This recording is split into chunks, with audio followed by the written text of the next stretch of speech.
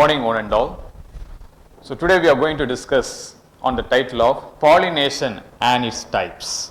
So this is the outline of the topic. Introduction, parts of flower, pollination, seismogamy, clusterogamy, types of pollination, why pollination is essential, pollinators are in trouble, you can help pollinators, and conclusion. This is what we are going to discuss. And what's pollination? That is transfer of pollen grains of male flower to the stigma of the female flower. That is known as pollination. The flowers are so marvelous, so attractive and so fragrant in order to attract the pollinators. Most of the time what we do is sometimes we pluck the flower and disturbing the flowers. And it seems so attractive, but what we do is we are disturbing. So it's all for the pollinators in order to do the reproduction. So this is what the parts of the flower. Anther and filament. It is the male part of the reproductive organ of the flower, and here stigma, style and ovary. These three are female part of the. Now pollination. So this is what takes place. Here the anther that fall on the stigma. This is the cycle which takes place. This is true. The bees that play the major role in the pollination. Okay. The majority of angiosperm, the flowers open and expose its mature anther and stigma for pollination. So here the mature anther and stigma for pollination. It's open and exposed. This is known as seismogamy. Seismogamy means the flowers open and expose its mature anther and stigma. And then the other one is the pollination occur without opening and exposing their sex organ. That's called clusterogamy. Clusterogamy means that's closed. Seismogamy means that is open. And this is what? But the seismogamy and clusterogamy both are in same flower. That's called Camellia bengalensis. Two type of flower are produced, aerial and underground flower. The aerial flowers are brightly colored, seismogamous, and insect pollination. The underground flower are born on the subterranean branches of rhizome that are dull. So in the aerial part the flower is so bright. In the root the flower is so dull. The seismogamous and clusterogamous both are in the same plant, that is called Camellia bengalensis. So seismogamous and clusterogamous comes under autogamy.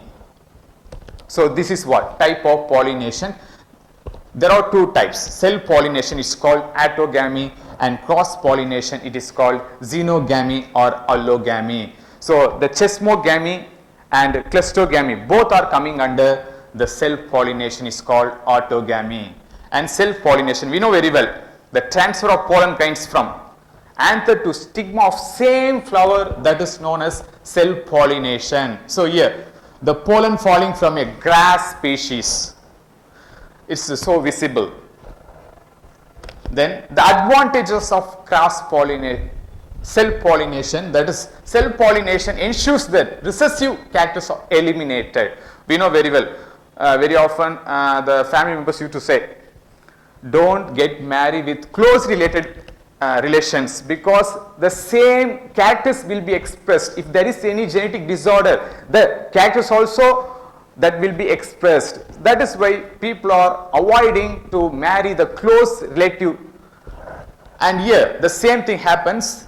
Self pollination, which means there is no variation. There is no variation. Self pollination ensures the recessive characters are eliminated. The wastage of pollen grains is very less. This is advantage. So very less. And then in the process of self pollination, the purity of the race is maintained. There is no any contamination. In self pollination, there is no involvement of external factors like wind, water, other pollinating agents. Self pollination ensures that even a smaller quantity of produced pollen grains from plant have a good success. It is not in cross pollination. Okay, disadvantage. The major disadvantage of self pollination is there is no mixing up of genes. the same character that will be expressed. That's what I told. If you marry with close relations, the same character will be expressed. That is why people are avoiding to get married with close related people, and we are searching other status, other relative. Okay. Disadvantage. The vigor and vitality of the race are reduced. The immunity to disease is reduced in the result of offspring. This is cross pollination. Here the major advantage is we can get new varieties. That is very, very important. But in self pollination there is no new variety. The same variety that will be expressed. That's what called self pollination. But in cross pollination, the transfer of pollen grains from anther to stigma of different flowers. That is very, very important. Anther open on one flower, and a vector, that's insects, wind or animal, move pollen to stigma of another flower. That is very, very important. Another flower, that is cross pollination. If it is same flower, that is self pollination. And this is the types of cross pollination. Geitonogamy, when the pollen deposit on another flower of the same individual plant. So same plant but different flower, that is geitonogamy. Xenogamy, when the pollen deposit on anther of flower of different plant of the same species. So this is very, very important. What is self pollination? What is cross pollination? Self pollination, that is same flower. There is no different flowers. In cross pollination there are two types. Geitonogamy, that is different flower of same plant. Xenogamy, different plant of same species, that is called xenogamy. Advantage, the produced seeds are good in vigor because different flowers, different tendency, different characters, they fuse together and form the vigor and vitality. All unisexual plants can reproduce through the process of cross pollination. The recessive characters in the lineage are eliminated. This process improves the immunity of the offspring towards the disease and other environmental factors. Cross pollination introduces new genes into sequence of species, and this is mainly due to the fertilization between genetically different gametes. That's very, very important. Genetically different gametes. And disadvantage, in this process there is a great wastage of pollen grains because it has to travel from one place to other place. If it is self pollination, the same flower, there is no wastage of pollen grains. But here in cross pollination there is a great wastage of pollen grains. Due to genetic recombination during meiosis, there are chances of elimination of good qualities and addition of unwanted characters. Sometimes it may to occur.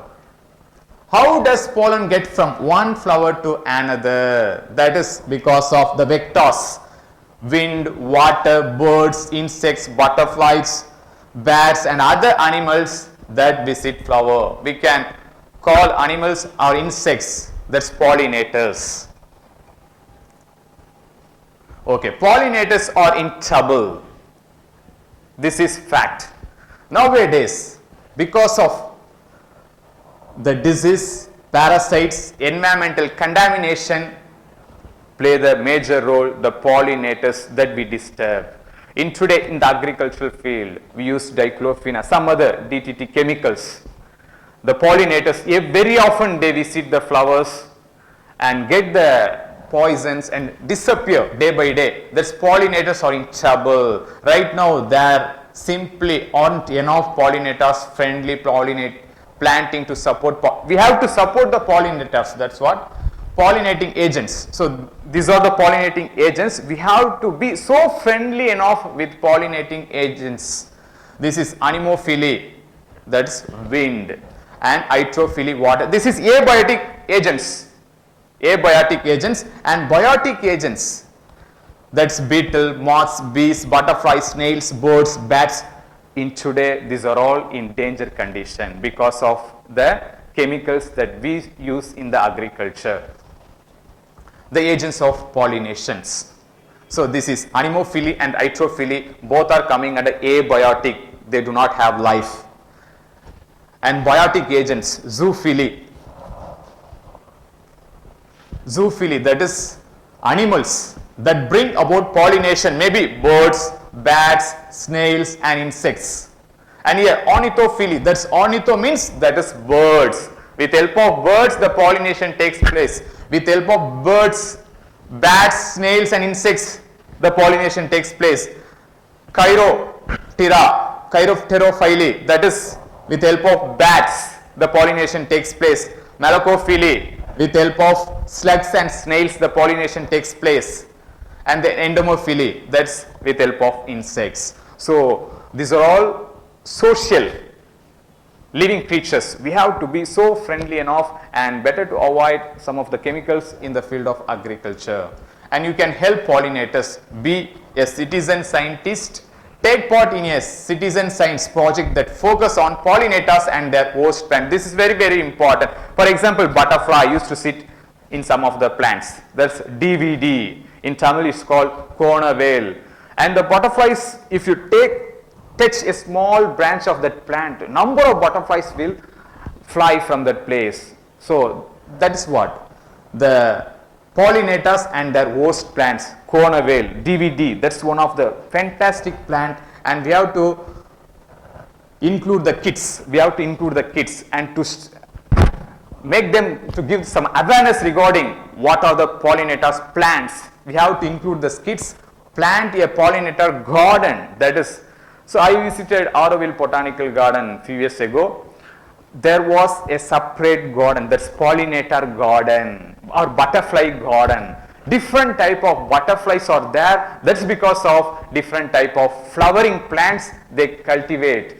And a lot of butterflies are coming and going, so marvelous to see. Be on the lookout for pollinator nesting sites. It's also one of the important factors where the nesting sites are there. We have to notice, we have to take the students for the involvement. Avoid or limit pesticide. It's one of the biggest problem in today for pollinators. We have to give some awareness regarding the pollination. Once the pollinators disappear, we will struggle to get the food, because the papaya tree and all, there must be the pollinators. Absence of pollinators, impossible for getting more fruits. So lack of fruit and huge population leads a lot of problems. And this is some of the interesting facts. See the bees, how much the bee covered in pollen. So it visits a lot of flowers and do the pollination, and we get a lot of fruits. That is what interesting factor. Why do pollinators visit flowers? In order to get the juice, in order to get the food, they visit different type of flowers. Then specialized pollination, that is pollination in the bee orchid, that is enhanced by reproductive mimicry and the pheromones that attract specific male bumblebees. So it attracts. The flower is like bees. So the bees, what they do is, so this is a kind of our relation. Like that, it goes and just sit and do some of the pollination. So pollination in the bee orchid. Conclusion. So what I would like to say is pollination. We know very well self-pollination and cross-pollination. In self-pollination, the pollination takes place in the same flower. In cross-pollination, different type of flowers. That is, and then we saw the pollinating agents in day-to-day life. They are in trouble condition. We have to give some awareness regarding the pollinators. If the pollinators are not available in this world, definitely the food and all will be shortage and we will be so problematic.